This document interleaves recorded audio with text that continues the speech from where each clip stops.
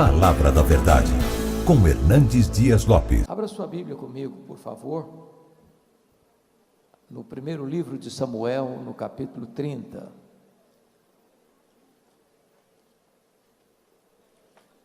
Primeiro livro de Samuel, capítulo 30.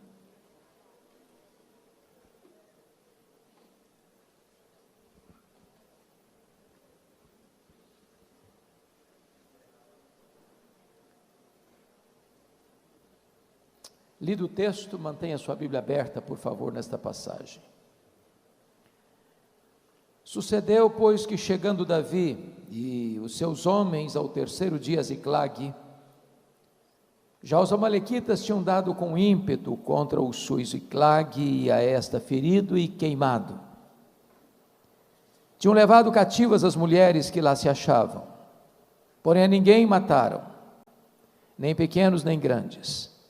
Então somente os levaram consigo e foram seu caminho. Davi e os seus homens vieram à cidade, e ele é queimada. E suas mulheres, seus filhos e suas filhas eram levados cativos. Então Davi e o povo que se achava com ele, ergueram a voz e choraram, até não terem mais forças para chorar. Também as duas mulheres de Davi foram levadas cativas, Ainoã, a jezreelita, e Abigail, a viúva de Nabal, o carmelita. Davi muito se angustiou, pois o povo falava de apedrejá-lo, porque todos estavam em amargura, cada um por causa de seus filhos e de suas filhas. Porém Davi se reanimou no Senhor seu Deus. Disse Davi a Abiatar, o sacerdote, filho de Aimeleque: traz-me aqui a estola sacerdotal. E Abiatar a trouxe a Davi. Então consultou Davi ao Senhor, dizendo: perseguirei eu o bando, alcançá-lo-ei? Respondeu-lhe o Senhor: persegue-o, porque de fato o alcançarás e tudo o libertarás. Partiu, pois, Davi, ele e os 600 homens que com ele se achavam, e chegaram ao ribeiro de Besor, onde os retardatários ficaram. Davi, porém, e 400 homens continuaram a perseguição, pois que 200 ficaram atrás, por não poderem, de cansados que estavam, passar o ribeiro de Besor. Verso 18. Assim Davi salvou tudo quanto haviam tomado os amalequitas. Também salvou as suas duas mulheres. Não lhes faltou coisa alguma, nem pequena, nem grande, nem os filhos, nem as filhas, nem o despojo, nada do que lhes haviam tomado, tudo Davi tornou a trazer. Também tomou Davi todas as ovelhas e o gado, e o levaram diante de Davi, e diziam: este é o despojo de Davi. Amém.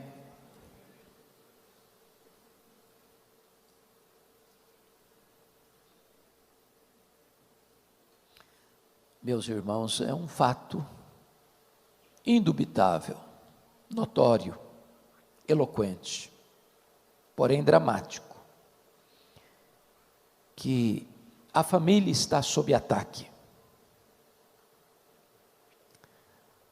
Ataque de forças visíveis e invisíveis, ataques humanos e demoníacos,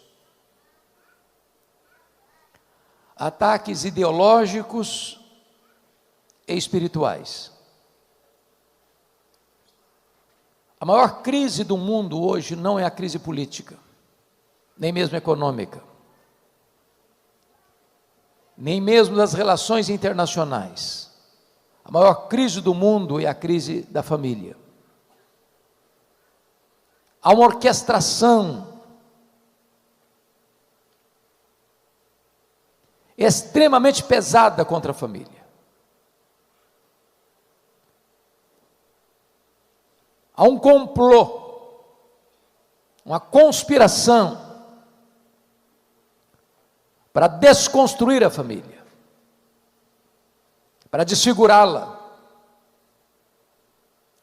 para torná-la amorfa,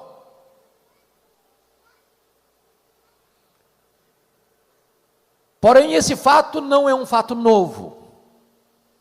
O texto que nós acabamos de ler ocorreu 1000 anos antes de Cristo. E esse texto retrata uma grande crise familiar. O sogro quer matar o genro. O sogro é o rei Saul.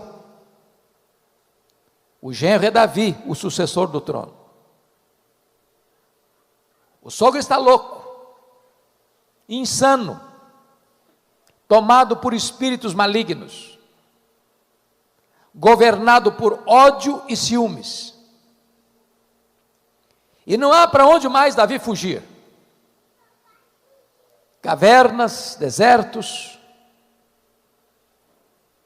por todo lado, Saul o persegue com fúria assassina. Quando Davi não tem mais onde se esconder e se refugiar no território de Israel, ele busca asilo político fora de Israel, em território filisteu. E quis a providência que o rei filisteu, o rei Aquis, se agradasse de Davi, concedesse uma cidade refúgio para Davi, a cidade de Ziclag, ele e os seus 600 homens, com as suas respectivas famílias. E ainda mais, o constituiu em escudeiro pessoal. Agora, diz a Escritura, que o rei filisteu declara guerra contra Israel e marcha com o seu exército para enfrentar os soldados de Saul, e Davi vai à frente dele como escudeiro. Quando na jornada os príncipes filisteus disseram para o rei Aquis: este homem é um guerreiro, e este homem é um israelita, e lá na sua terra ele tem grande fama. Se ele se voltar contra nós, nos imporá uma derrota acachapante. Despede-o, ele não pode estar conosco. A contragosto, o rei Aquis dispensou Davi. E então, quando Davi retorna para sua cidade refúgio, onde estavam suas famílias respectivas, ele e os seus 600 homens, ao chegarem, constatam que uma tragédia havia acontecido. Os terroristas do deserto, os amalequitas, tinham atacado a cidade de Ziclag. Tinham ferido a cidade de Ziclag. Tinham queimado a cidade de Ziclag. Tinham levado embora os rebanhos, e cativos os filhos, as filhas e as mulheres. Quando Davi e os seus homens olham essa tragédia, que havia se desabado sobre as famílias deles, todos começam a chorar, a ponto de não terem mais forças para chorar. Os aliados de Davi, leais a Davi, em virtude da crise que se abatera sobre as suas famílias, se voltam contra Davi para apedrejá-lo. E Davi muito se angustiou. Entretanto, ele reanimou-se no Senhor seu Deus, e clamou a Deus em oração, e perguntou para Deus: perseguirei eu o bando, alcançá-lo-ei? E Deus respondeu para Davi: persegue o inimigo, Davi, porque tudo que ele tomou de você, você vai trazer de volta. E Davi foi, e Davi lutou, e Davi venceu, e Davi tomou tudo de volta: os rebanhos, as coisas grandes, pequenas, os filhos, as filhas, as mulheres, tudo Davi tornou a trazer de volta. Esse texto, irmãos, enseja-nos algumas lições que passo a discorrer. Em primeiro lugar, vamos ver como é que é o ataque deste inimigo, porque esse texto é uma figura de uma batalha muito maior, muito mais ampla, muito mais grave, de consequências muito mais danosas. Isso não é apenas uma narrativa que aconteceu há 3.000 anos. Isso é um emblema do que está acontecendo agora com a família brasileira. Isso é um retrato do que a sociedade brasileira, e diria mundial, está enfrentando. Há um inimigo real, porém invisível, muitas vezes conhecido, mas maligno, que usa todo o seu arsenal, que emprega todas as suas armas para destruir a família, para desconstruir a família, para perturbar e confundir a família. E como é que é esse ataque? Então, com a Bíblia aberta comigo, por favor, vamos observar. Primeiro, este é um ataque implacável. Veja o versículo 1 comigo. Os amalequitas tinham dado com ímpeto contra o Sul e Ziclag. Esta palavra ímpeto traz a ideia de que foi um ataque frontal, furioso, avassalador. O inimigo não está brincando. Ele não está nem mais escondendo as suas garras. É notório, é perceptível. Ele não chega para brincar, nem para divertir, ele vem para destruir, para roubar, para matar. E há muitas pessoas que estão sendo destruídas. Há muitos casamentos desfeitos. Há muitos filhos perturbados.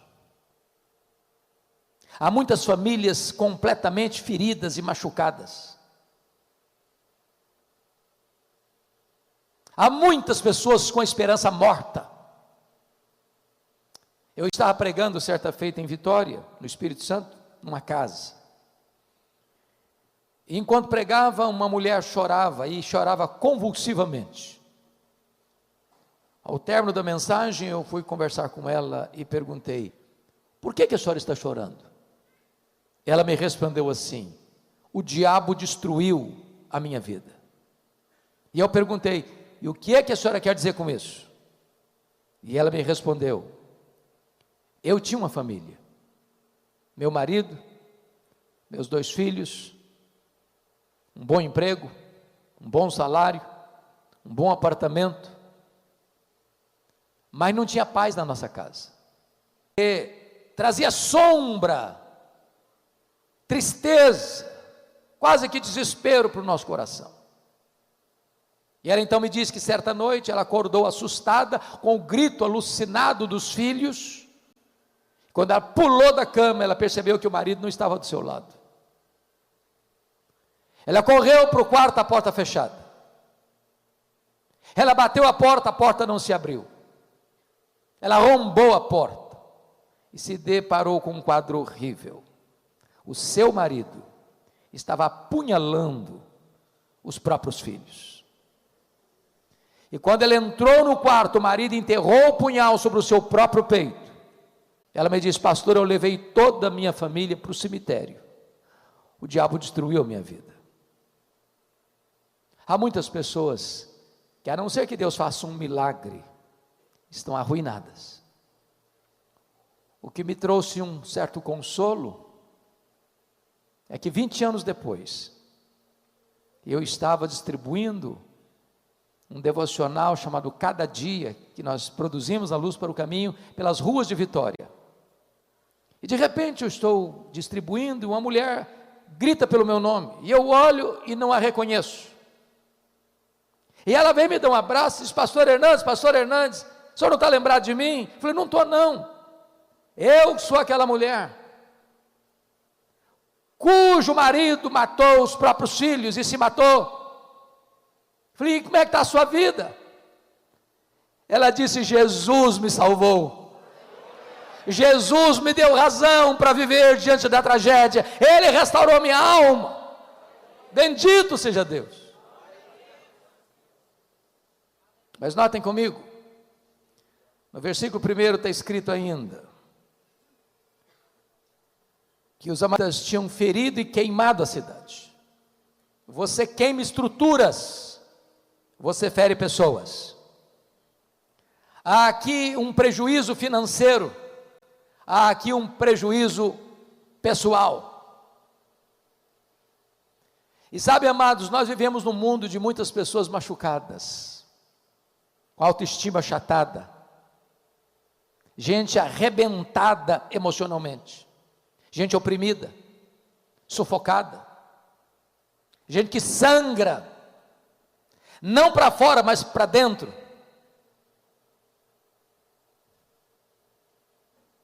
Eu estava pregando num congresso de médicos no interior de Minas Gerais, na cidade de Patrocínio,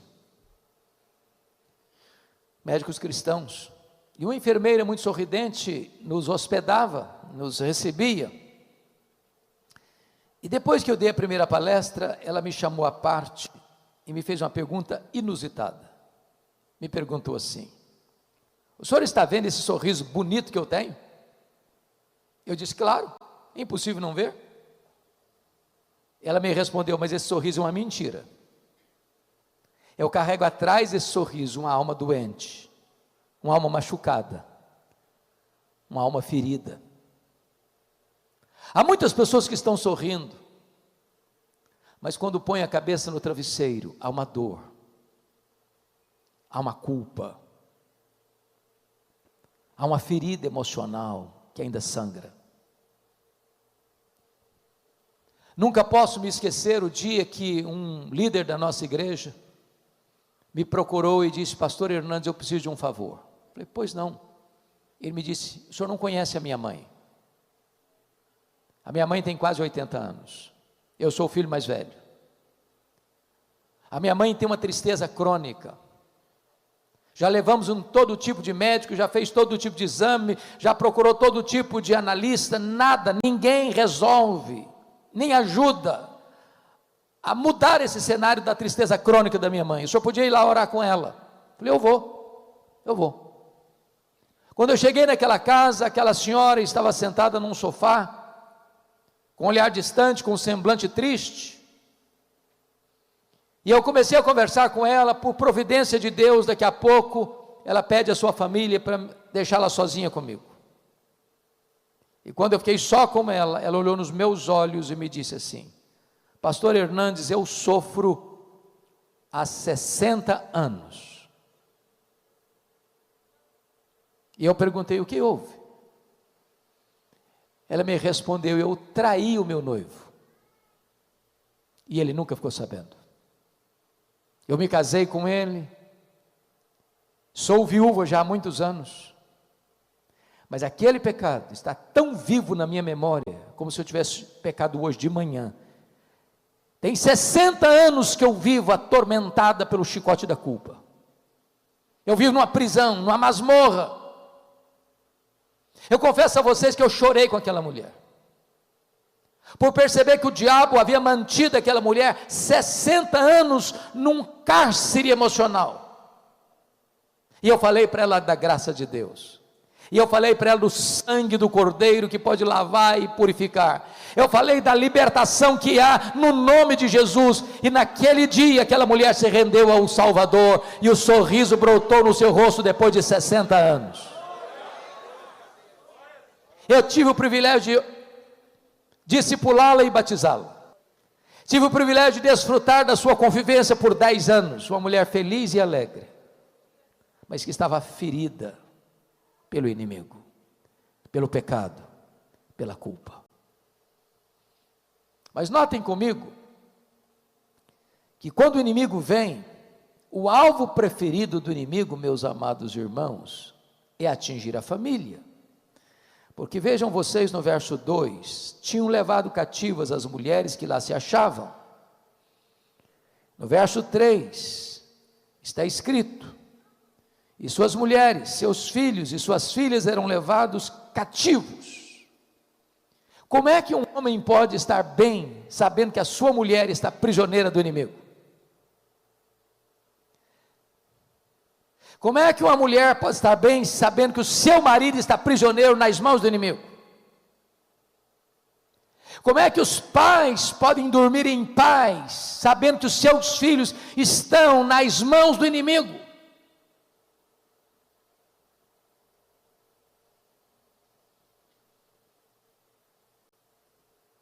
Porque este é o propósito. atingir a família, atingir os filhos, atingir as filhas, atingir os cônjuges. Meus irmãos, parece que é uma orquestração para atingir os filhos desde a mais tenra idade. Se você olhar, agora mesmo essa semana eu estava comentando que li um livro de um jornalista americano, o título do livro é O Marxismo Americano, e ele mostrando como hoje a educação, os meios de comunicação de massa, o cinema de Hollywood, a diversão, a cultura, toda ela tomada por esse viés, para capturar a mente das crianças, para levá-las para longe da agenda de Deus, da família, como Deus a instituiu. Você pega os desenhos, os filmes, há uma enormidade de violência anormal, de uma brutalidade descomunal, de um alto índice de satanismo explícito, e de repente parece que há uma espécie de torpor espiritual, e a sociedade não está enxergando isso, não está vendo isso, que existe uma mente não só humana, mas maligna por trás, para destruir a instituição primeira que Deus estabeleceu, que é a base da igreja e a base da sociedade. Se destrói a família, você não tem igrejas fortes com famílias doentes, você não tem nação forte com famílias destruídas. Isso é um projeto suicida, atacar a família. Há muitas pessoas hoje prisioneiras, cativas, nas mãos do inimigo. Certa feita, uma pessoa da igreja, que lidava até com o ministério de louvor, me procurou e disse assim: pastor Hernandes, eu vim comunicar que eu estou deixando a igreja, deixando meu ministério. Conheci outra mulher e vou viver com ela. Vou deixar minha mulher, minhas filhas. E eu falei, eu exortei, eu fiz de tudo que eu podia, usei todos os argumentos possíveis, mas caíram em ouvidos moucos, surdos. Não adiantou, ele foi embora. A mulher com quem ele estava envolvido era mulher ligada à feitiçaria. Algumas vezes eu ia na sua casa fazer visita e via despachos aos demônios dentro da sua sala. Chegou a ponto de ir para cemitério à meia-noite fazer despacho aos demônios. E tudo que eu falava que aquele homem parecia que batia numa parede de pedra, de concreto. Nada encontrava eco no seu coração. Até o dia que eu contei para ele uma história. Uma experiência que eu vivi na África do Sul. A cultura dos Zulus. Na cultura Zulu, quando um rapaz começa a namorar com uma moça, ele dá um lenço branco para essa moça. Enquanto o namoro durar, a moça retém o lenço branco. Se o namoro terminar, ela precisa devolver o lenço branco para o rapaz. Se ela não devolver o lenço branco, é como se ela dissesse que está determinada a pertencer a ele, pronta para ele. E nós estávamos lá, na missão Quassis Abantu, quando um fato aconteceu, de um rapaz, ex-namorado, abusar da menina, que fora sua namorada. Os pais levaram o caso às autoridades, e as autoridades perguntaram para a moça assim: você devolveu o lenço branco? Ela disse não. Então não podemos fazer nada. Essa é a nossa cultura. E eu disse para aquele homem: você precisa devolver o lenço branco. Passaram-se algumas semanas, ele me liga, eu atendo o telefone e eu disse: pastor Hernandes, vem aqui na minha casa, venha correndo. Eu estou pronto a devolver o lenço branco. E eu corri para lá. Quando eu cheguei, ele se assentou na minha frente. Eu nunca vi, Nelson, algo parecido. Este homem começa a tremer da cabeça aos pés. A roupa dele ficou molhada. ensopada. E eu perguntei: você está pronto a devolver o lenço branco? Ele respondeu: eu preciso. Eu disse: não, você põe uma caixa aqui, tudo que você tiver de feitiçaria dentro dessa casa, você bota aqui dentro dessa caixa. E aí começou a trazer aventais, correntes, patuais, velas, e aquela quinquilharia toda. Eu disse: agora nós vamos pegar essa caixa, nós vamos levar para o quintal, e eu vou jogar 1 litro de álcool em cima de tudo isso aqui, e nós vamos queimar essas coisas, como aconteceu na cidade de Éfeso, num símbolo de que você está rompendo com estas práticas de feitiçaria. E eu peguei 1 litro de álcool, ensopei tudo aquilo com álcool, e ele pegou o palito de fósforo, riscou, e não pegou fogo. Ele riscou de novo, não pegou fogo. E ele deu uma gargalhada cavernosa e disse: não vai pegar fogo. E eu respondi: vai pegar fogo em nome de Jesus, porque agora eu vou riscar o palito de fósforo. Quando eu risquei o palito de fósforo, o fogo pulou na caixa, e esse homem deu um grito desesperador e caiu desacordado aos meus pés. Eu clamei pelo nome de Jesus, e ele recobrou a sua consciência, e ao recobrar a sua consciência, o Senhor Jesus quebrantou o coração dele, e ele se volta arrependido para o Senhor, para restaurar a sua vida.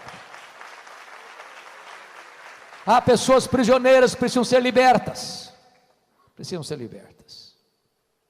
mas notem comigo, em quarto lugar, irmãos, há um fato muito interessante aqui. Você pode conferir isso comigo no versículo de número 6.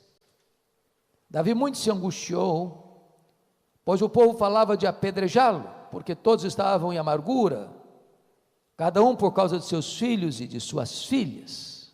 O ponto é o seguinte: o inimigo vem, o inimigo queima, o inimigo fere, o inimigo leva cativo, mas agora há uma outra artimanha. Os homens de Davi, ao verem a cena, em vez de se unirem para enfrentar o inimigo, eles estão brigando entre si.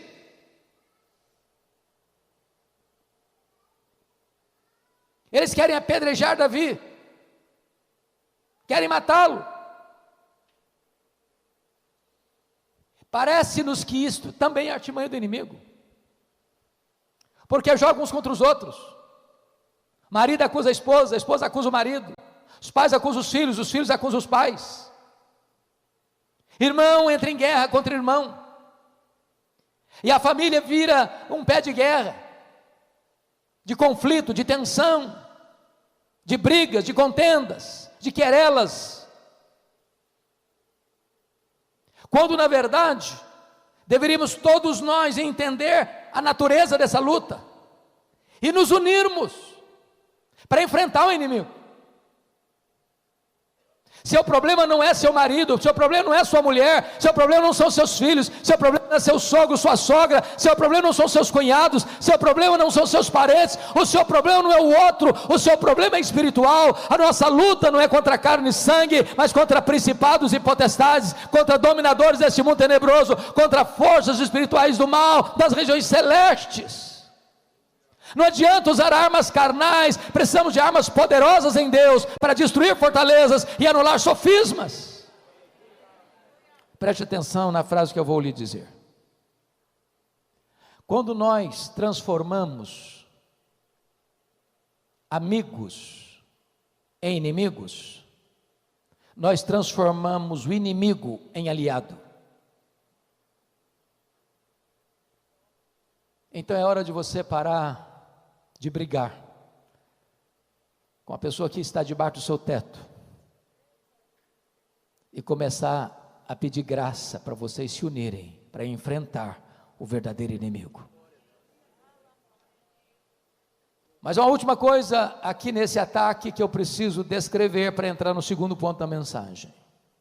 Vá comigo para o verso 16, nós não chegamos a lê-lo, mas vamos ler agora. E descendo guiou, e eis que estavam espalhados sobre toda a região, comendo, bebendo, e fazendo festa por todo aquele grande despojo que tomaram da terra dos filisteus e da terra de Judá.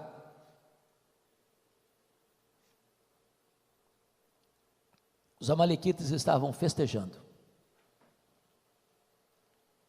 Festejando o quê? A derrota fragorosa que tinha imposta a Davi e as famílias respectivas. Meus irmãos, que o inimigo celebra quando ele consegue uma vitória sobre o povo de Deus, dizer celebra. A grande pergunta que nós devemos fazer é esta: onde a nossa vida está produzindo festa? No acampamento de Deus ou no arraial do inimigo? Me permita ilustrar. Há um personagem bíblico muito conhecido de todos nós, chamado Sansão. O nascimento dele foi um milagre. A vida dele foi um portento. A morte dele foi um opróbrio. Ele era um gigante. Ele era imbatível. O único juiz de Israel que fez carreira solo. Sansão tinha uma força descomunal, mas um coração fraco. As fraquezas humanas o dominavam. E diz a Bíblia que um dia ele está caminhando com seu pai pelas ruas de Tímina, e ele vê uma moça filisteia, inimiga do seu povo.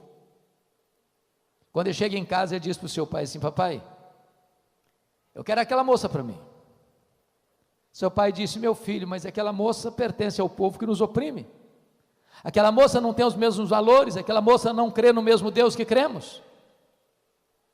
E ele disse: eu quero aquela, porque só daquela eu me agrado. Sabe o que ele está dizendo? Velho, não tem papo, não tem conversa. Desse negócio entendo eu. Não tem diálogo. Então me permita dizer algo aqui para vocês. Eu sou pastor há 40 anos. Nessa temporada eu nunca vi um rapaz ou uma moça que, desobedecendo pai e mãe na área do namoro, fosse feliz no casamento. Não interessa se o seu pai e se a sua mãe são analfabetos, quadrados ou redondos, isso não interessa. Escute seus pais.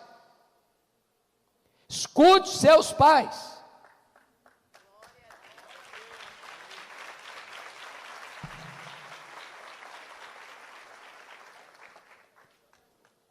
Me permita falar para os pais. Parece que há uma ideia de que pai e mãe não devem interferir em namoro de filhos. Isso é balela. Tem hora que pai e mãe precisam estar com a antena ligada. Porque tem namoro, irmãos, que traz prejuízo. Começou a namorar, já não conversa com mais ninguém. Já vive num canto. Quando recebe um telefonema, quando termina o telefonema, está chorando.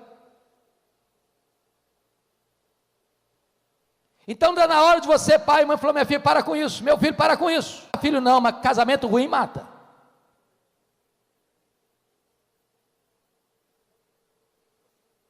Eu gosto de fazer casamento. Uma das cerimônias que eu mais gosto de fazer é casamento. Mas existe uma coisa que eu gosto também, de terminar um namoro ruim. Eu acho que quando termina um namoro ruim na igreja, a gente fazer um culto de ações de graças.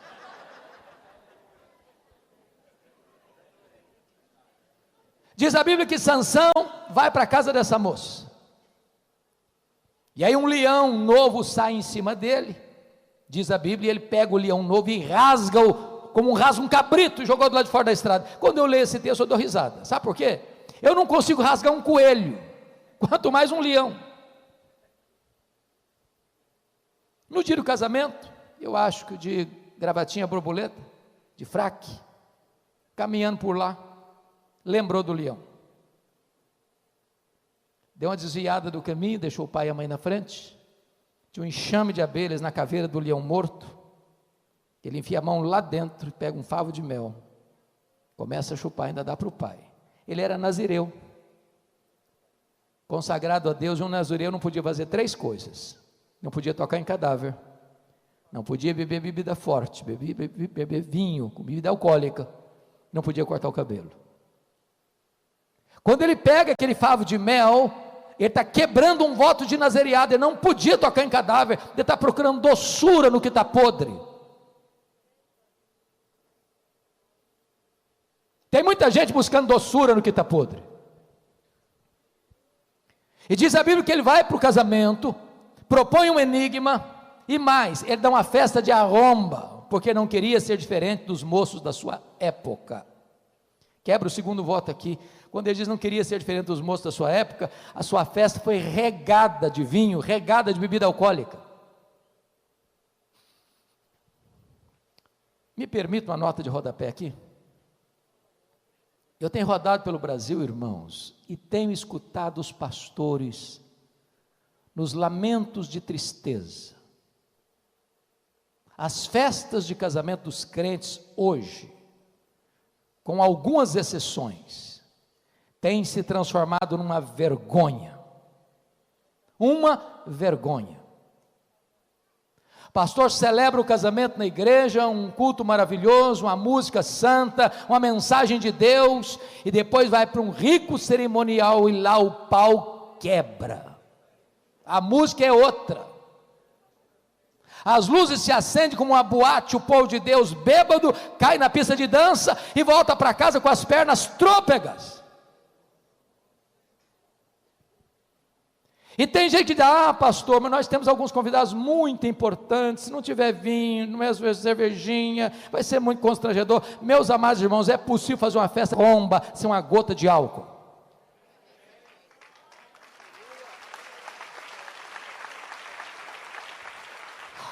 A igreja não tem que imitar o mundo, a igreja tem que ser exemplo para o mundo.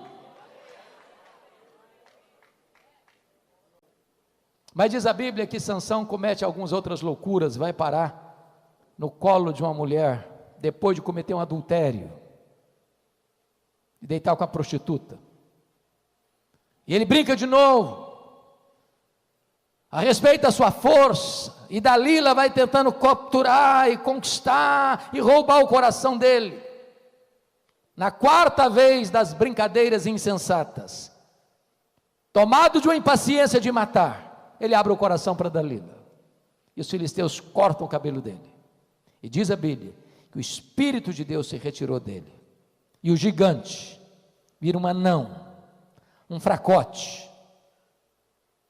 Quando ele tenta escapar, ele não conseguiu mais, vazaram os olhos dele. Sansão significa sol, luz, ficou cego na escuridão. Ele era o libertador, se tornou cativo. Ele é levado para um templo pagão, para zombarem de Deus, porque ele não levou Deus a sério. A vida dele encerra produzindo festa no acampamento do inimigo. Bom, se eu encerrasse a mensagem aqui, você sairia daqui desesperado. É preciso agora perguntar, o que é que Davi fez diante do ataque do inimigo? E aqui é o segundo e último ponto da minha mensagem. O que é que Davi fez? Em primeiro lugar, olha comigo, por favor, o versículo 4. Então Davi e o povo que se achava com ele, ergueram a voz e choraram, até não terem mais forças para chorar. Irmãos, o grande problema da nossa geração é que nós estamos lutando com os olhos enxutos demais e com o coração seco demais. Nós estamos chorando diante dos melodramas, das séries de Netflix, mas parece-nos que o verdadeiro drama da vida não tem levado o povo de Deus às lágrimas. Qual foi a última vez que você chorou pela sua família? Qual foi a última vez que você chorou para pedir a Deus restauração do seu lar, libertação do seu lar?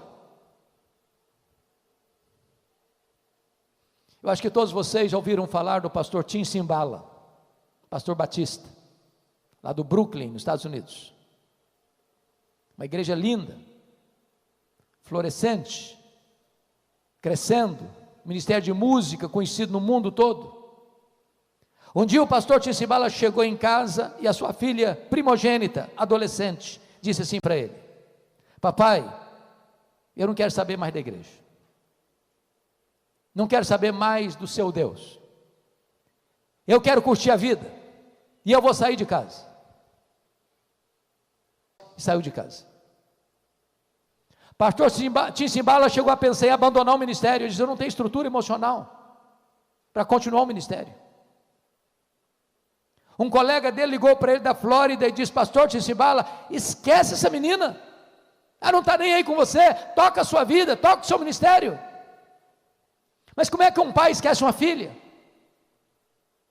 Como é que uma mãe esquece um filho? E ele relata num dos seus livros que certa noite ele estava na igreja, levanta e diz assim: pastor Tim Simbala, a nossa igreja nunca chorou pela sua filha, a nossa igreja nunca levantou um clamor em favor da sua filha. E ele diz que naquela noite todos os crentes deram as mãos, fizeram um grande cordão de isolamento ao redor dos bancos. E Tim Simbala diz que aquele templo se transformou numa sala de parto, de choro, de lamentos, de soluços. Quando ele chegou em casa de madrugada, ele disse assim para sua esposa: querida, eu não tenho dúvidas de que Deus libertou a nossa filha nessa madrugada.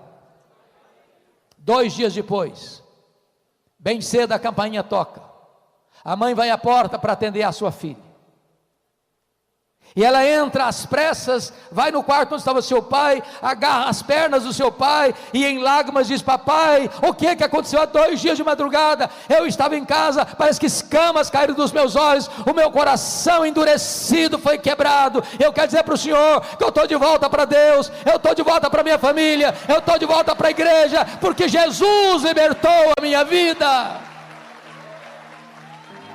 Nós não geramos filhos para a morte, nós não geramos filhos para o cativeiro, os nossos filhos não foram gerados para povoar o inferno, os nossos filhos são herança de Deus, os nossos filhos pertencem a Deus, e nós não vamos abrir mão deles, nós vamos até a última gota de sangue lutar por eles.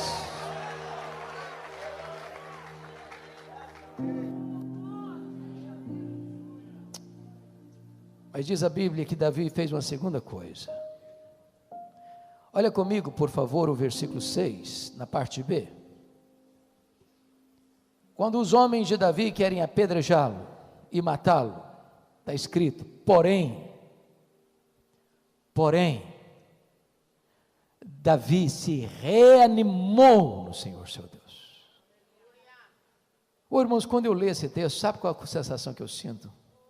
Pastor Davi, de eu ser o pastor de uma igreja de 600 membros.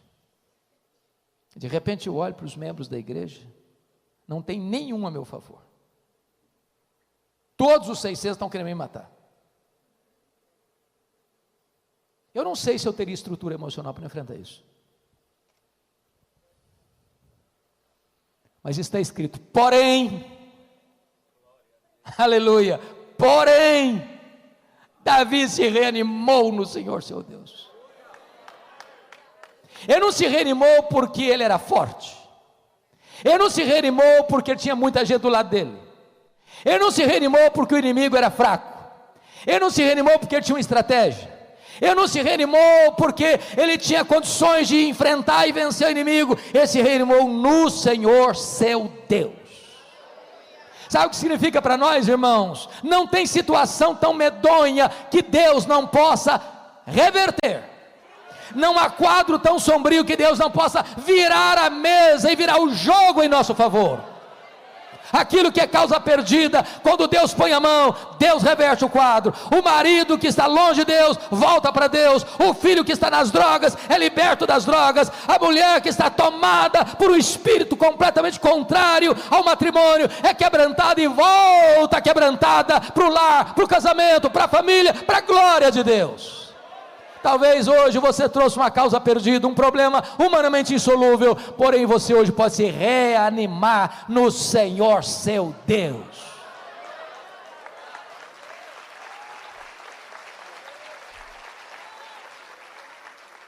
Terceira coisa que Davi fez, confira comigo, por favor. Versículo 7 e versículo 8. Davi orou ao Senhor. Preste atenção que a reação dele não foi uma reação carnal. Não se resolve o problema da família com bravatas, nos tribunais, com contendas e disputas de direito. Davi se reanimou no Senhor seu Deus e clamou ao Senhor. A nós, na nossa família, irmãos, que vão ser desatadas apenas quando nós dobrarmos os joelhos. Não é com argumento, não é com gritaria. Se Deus não agir, em vão o homem trabalha. Se o Senhor não edificar a casa, em vão trabalham os que edificam. Mas sabe o que me impressiona? É que me parece que essa é uma das orações que eu chamaria de mais medíocres da Bíblia. Essa oração é composta apenas de duas perguntas. Perseguirei eu o bando? Alcançá-lo-ei? Ó Deus, perseguirei eu o bando? Alcançá-lo-ei? Em nome de Jesus, amém.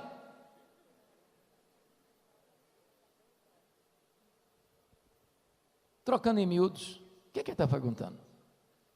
Está dizendo o seguinte: Deus, eu estou levando de goleada do inimigo, eu vou aceitar passivamente a decretação da derrota ou eu vou reagir? É isso que ele está orando. Porque tem muita gente que já jogou a toalha, tem muita gente que diz: não pastor, não tem mais jeito não, e o senhor não conhece não, e se eu contar a minha história para o senhor até pedra chora, dá não. Meu casamento já acabou há muito tempo. Não tem saída para mim. Nessa pandemia, então, meus irmãos, o que está acontecendo de separação conjugal, uma loucura. Loucura. Tiveram que conviver mais do que estavam acostumados a conviver. E se você acha que não tem saída, comece a conversar com aquele que tem solução para as causas perdidas. Para Deus não há impossíveis. Para Deus não tem causa perdida. Para Deus não tem problema sem solução. Para Deus não tem casamento sem restauração. Algum tempo uma mulher me procurou, mulher da igreja, crente, falou: pastor, eu vim comunicar ao senhor que eu estou me separando. Falei: mesmo? Como é que é o negócio? Estou me separando. Está claro para você botar a legenda? E eu perguntei: mas você está separando por quê, minha filha? Ela me respondeu assim: secou. Está claro? Secou.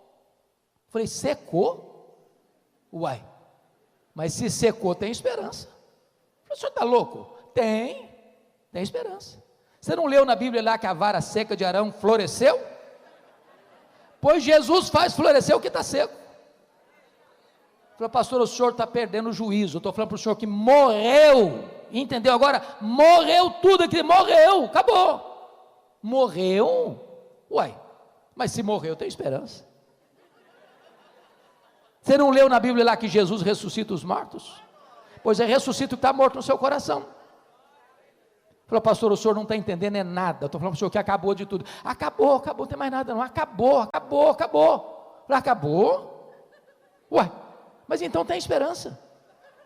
Você não leu na Bíblia que Jesus e Deus chamam a existência as coisas que não existem? Pois Ele pode chamar a existência o que não tem mais aí. Você não vai divorciar não. Você vai orar comigo uma semana, depois você volta aqui.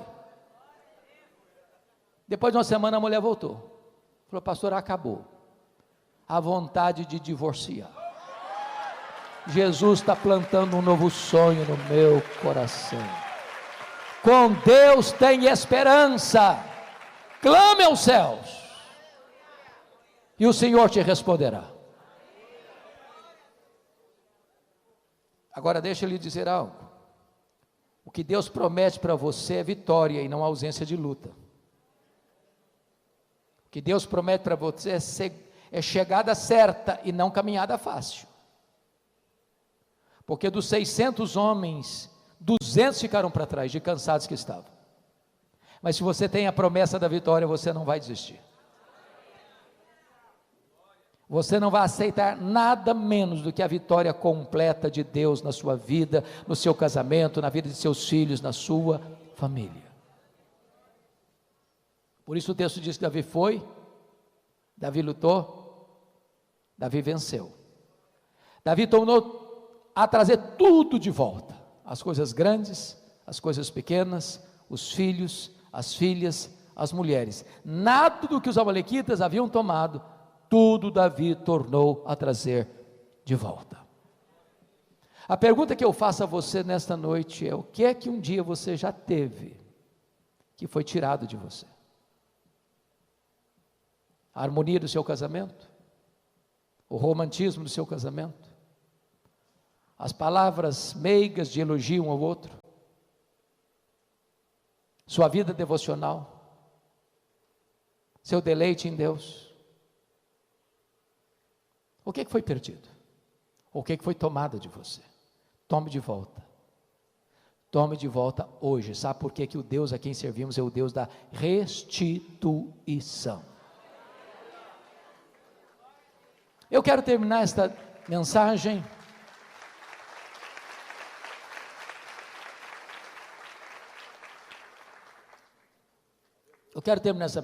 remetendo vocês ao livro de Êxodo, porque é o livro da batalha espiritual da Bíblia. O Egito é um símbolo da escravidão do mundo. Faraó é um símbolo do diabo. O Êxodo é um símbolo da redenção. Mas quando Israel estava para sair do Egito, Faraó tentou reter o povo lá de 4 maneiras. A primeira maneira de Faraó tentar reter o povo está lá em Êxodo 8, 25. Não precisa ir embora. Adore a Deus aqui no Egito mesmo. Você quer ser crente? Tudo bem. Precisa mudar de vida. Você mentia? Continua mentindo. Você era desonesto? Continua sendo desonesto. Você passava a perna nos outros, nos seus negócios? Continua passando. Você é crente agora. Moisés não aceitou essa proposta. Egito é lugar de escravidão e nós vamos sair daqui. Aqui não é nosso lugar. Canaã é o nosso destino. Aí o faraó partiu para a segunda proposta, capítulo 8, versículo 28. Tá bom, vocês podem ir embora, mas não vá muito longe não. Fica aqui na vizinhança, vão ser bons vizinhos. Quando você se sentir saudade do Egito, faz um turismo por aqui. Em outras palavras, não vá com muita sede ao pote não. Vá para a igreja, frequenta a igreja, seja membro da igreja. Mas também não fica um crente muito radical, não. Curta o melhor da vida. Aproveite os melhores do que o mundo tem para lhe oferecer também. Viva na igreja e no mundo ao mesmo tempo. Tenha um coração dividido. Dê a metade para Deus, outra metade para o Egito. Moisés diz: não, essa não é a proposta, nós vamos embora. Nós vamos embora. Então vamos pendo mesmo. Estão saindo. O faraó partiu para a terceira proposta, capítulo 10, versos 11 e 12. Tá bom, vocês podem ir embora, mas vocês de cabecinha branca vão embora. Os filhos de vocês, os jovens, ficam. Vão dividir a família. Lugar de jovem curtir a vida é no Egito. Isso é um perigo, sabia? Isso é uma artimanha. Me permita um parêntese aqui para voltar para o último ponto. Eu fui convidado, Nelson, certa feita, para pregar numa grande igreja no Brasil. Era um trabalho de jovens. E fizeram uma coisa comigo que eu confesso a vocês a minha limitação. Eu não sei trabalhar com um tema que me é dado. Se você me chamar para um congresso, para uma conferência, e falar, você vai falar sobre o teu assunto, você me deixa completamente perturbado. Eu não sei fazer isso. O que eu gosto de fazer é pegar um texto e trabalhar o texto. Mas me deram um tema, santidade. E eu cheguei lá e preguei. Achei até que eu tinha ido bem no sermão. Quando eu terminei de pregar, um grupo de moços me empurra pelo braço e me leva para uma sala. E um jovem, era o líder deles, botou o dedo no meu nariz e disse: o senhor é um homem petulante, o senhor é um homem retrógrado. O senhor está pensando o quê? Nós somos jovens universitários. Qual é o problema de nós tomarmos a nossa cervejinha no sábado? Qual o problema de ir para a boate? Domingo nós estamos na igreja, a juventude passa. Que radicalismo é esse? Eles quase me bateram. Falei, vocês me convidaram. Eu estou indo embora. Mas antes de ir embora, eu tenho que lhes dizer duas coisas. Primeiro, 1 Coríntios 10, 31. Portanto, quer comais, quer bebais, quer façais qualquer outra coisa, fazei tudo para a glória de Deus. Eu disse, vocês querem ir para a boate? Quer tomar uma cervejinha? Pode ir. Certifique-se, entretanto, se vocês estão fazendo para a glória de Deus. Se estão fazendo para a glória de Deus, vai fundo. Eu duvido que consigam. Segunda coisa, Colossenses 3,17. E tudo que fizer, seja em palavra, seja em ação, fazer em nome do Senhor Jesus, dando por isso graças a Deus Pai. Então, da próxima vez que for para a boate, você tem que dizer assim, eu estou aqui em nome de Jesus, e glória a Deus que eu estou enchendo a cara aqui. Se conseguirem, vão em frente, e até logo, e fui embora. Fui embora. O que eu nunca podia imaginar, sabe, tem uma amnésia na cabeça do pastor? 10 anos depois eu recebi um convite para a mesma igreja, eu não sei que loucura que eu fiz, que eu não percebi isso, e chego na igreja e tomo um susto. Aí chega uma senhora, e me faz a pergunta mais inadequada a fazer a um pastor, nunca faça essa pergunta a um pastor. O senhor se lembra de mim? Essa pergunta é horrorosa. Constrange a gente. Eu olhei, tornei a olhar, olhei de novo, ô minha irmã, só me perdoa, mas não estou lembrado não. Pois eu sou a mãe daquele rapaz que botou o dedo no seu nariz. Pronto, falei, agora, não apanhei do filho 10 anos passados, vou apanhar da mãe agora. Falei, o que aconteceu com seu filho? Ela me disse, pastor, naquele dia que o senhor confrontou meu filho, Deus mudou a história dele. De lá para cá, o meu filho é um outro homem. É um homem de Deus, cheio do Espírito Santo de Deus. Eu quero dizer para você, rapaz, você moça, que o lugar de curtir a vida é na presença de Deus, é na casa de Deus, porque só na presença de Deus tem plenitude de alegria e delícias perpetuamente. Mas aí o farol partiu para a última proposta, está lá no capítulo 10, versículos 24 a 26. Tá bom, vocês podem ir embora, mas os rebanhos ficam. Vocês servem a Deus e o dinheiro de vocês serve ao Egito. Os rebanhos ficam no Egito. Meus irmãos, tem muito crente cujo bolso ainda não foi convertido. Parece ter uma jararaca no bolso. E me permita dizer isso, seu bolso ainda não foi convertido, seu coração também ainda não foi. Porque é o Senhor quem disse, onde estiver o teu tesouro, aí estará o teu coração. Mas a resposta de Moisés foi lapidar. Você quer os rebanhos, faraó? Então escute isso, nem uma unha ficará no Egito, nem uma unha. Até hoje eu não sei muito bem para que serve uma unha.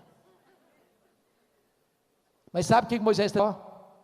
Tudo que Deus nos deu, tudo que é nosso, nós vamos levar para adorar a Deus. Nada vai ficar no Egito. Tome de volta tudo que Deus lhe deu. Não deixe nada nas mãos do inimigo. Que Deus nos ajude. Que Deus abençoe cada família aqui nesta noite. Amém.